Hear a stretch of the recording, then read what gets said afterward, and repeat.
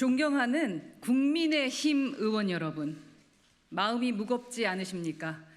매일 반복되는 혼란 속에서 국민들의 실망과 분노를 마주할 때 정치인으로서 느끼는 무력감과 고뇌가 없을 리 없습니다. 그러나 지금 우리에게는 선택의 기로가 있습니다. 침묵으로 상황을 방조할 것인가, 아니면 새로운 길을 모색할 것인가.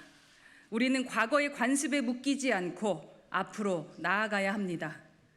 여러분은 더 나은 정치, 더 나은 미래를 만들고 싶은 열망을 가지고 있을 것입니다. 개혁신당은 바로 그 용기를 기다리고 있습니다. 오늘의 상황은 국민의힘 안에서도 많은 분들이 답답함을 느끼고 있을 것입니다. 의인 10명이 없어서 멸망한 소돔과 고모라처럼 지금의 국민의힘에는 의인 한 명도 보이지 않습니다. 그러나 여러분의 가슴 속에는 정의와 책임감을 지닌 한 사람의 용기가 숨어 있을 것이라 믿습니다. 그 용기를 지금 꺼내십시오. 변화는 언제나 작은 용기에서 시작됩니다.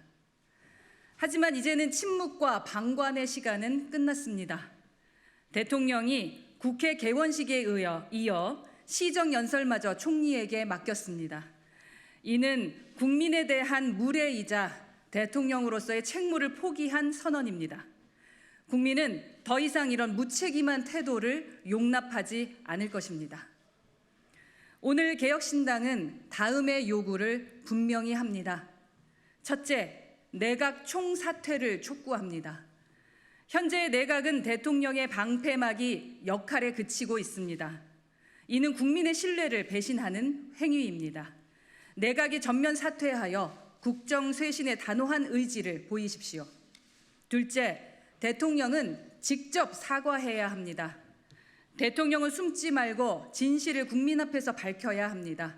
더 이상 대변인이나 관계자를 통한 해명으로 국민의 인내심을 시험하지 마십시오. 셋째, 김건희 여사 특검을 즉각 실시하십시오. 김 여사의 대외 활동 중단은 문제를 해결하지 못합니다. 국민은 진실을 원합니다.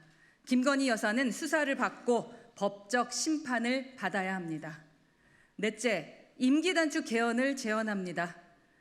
대통령의 임기는 더 이상 국정 운영의 동력을 제공하지 못하고 있습니다.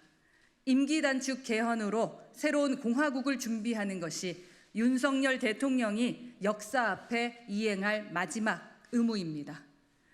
이것은 최후의 경고입니다.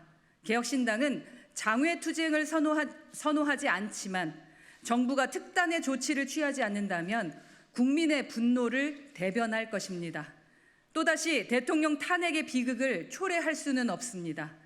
11월은 민심의 마지막 한계입니다. 내각 총사퇴, 대통령 사과, 김건희 특검, 임기 단축 개헌은 국민이 요구하는 최소한의 조건입니다. 윤석열 대통령의 결단을 기다리겠습니다.